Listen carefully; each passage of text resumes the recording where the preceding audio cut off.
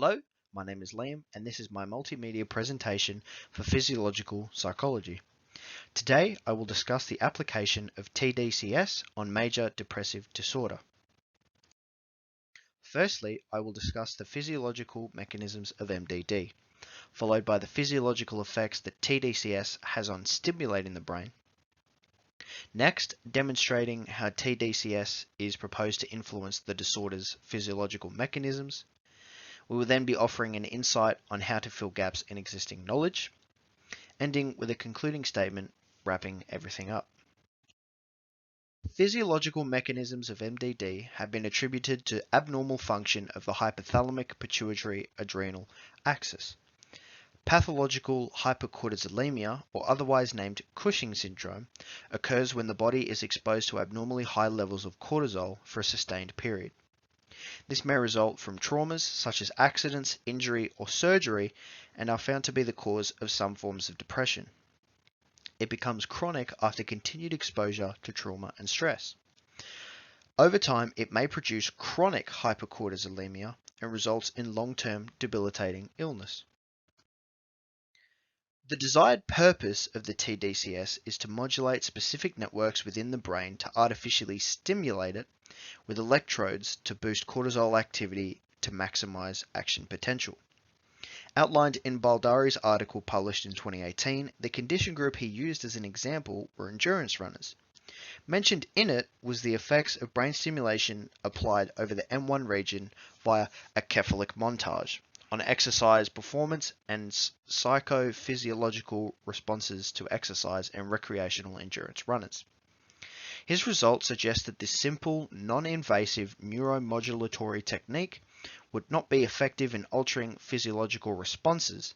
However, these findings have important implications for the use of brain stimulation to enhance endurance performance in recreationally trained runners.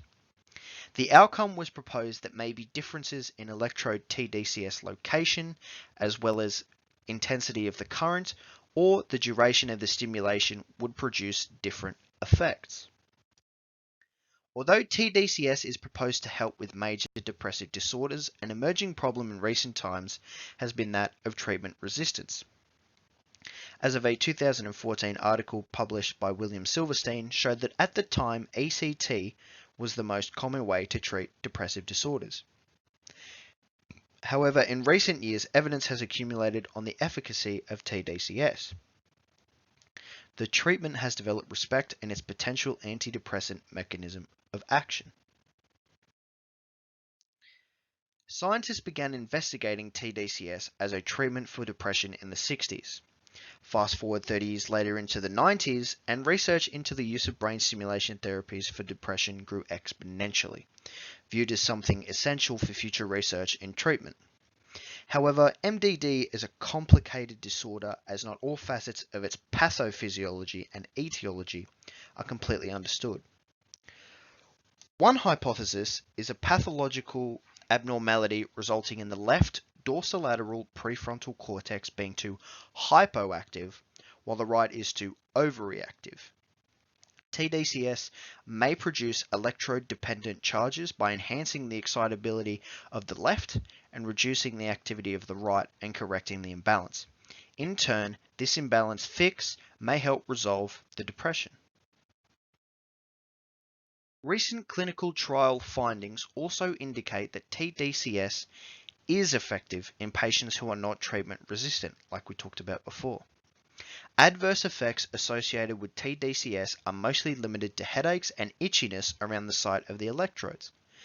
But the upside is these effects are significantly less severe than cognitive effects associated with other brain stimulation treatments like ECT. Overall, tDCS is an appealing treatment for depression because of its relative safety and developing efficacy profiles, coupled with the fact that it is relatively inexpensive, negating treatment resistance. Gaps in existing knowledge. Although the trials have shown positive results, other findings suggest that multiple treatment failures and failed ECT herald a worse response to tDCS. Potential additional research should focus on optimal stimulation parameters.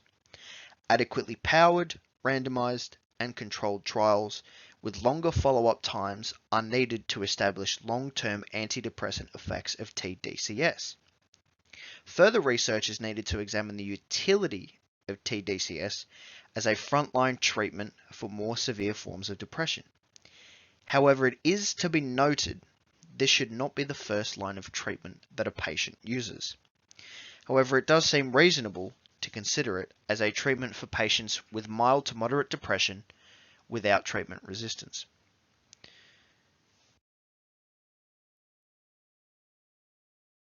Ultimately, the notion of tDCS on alleviating depressive disorders is increasingly becoming mainstream as it grows in efficacy and offers a safer alternative to persuade those who resist treatment and let their depression envelop them.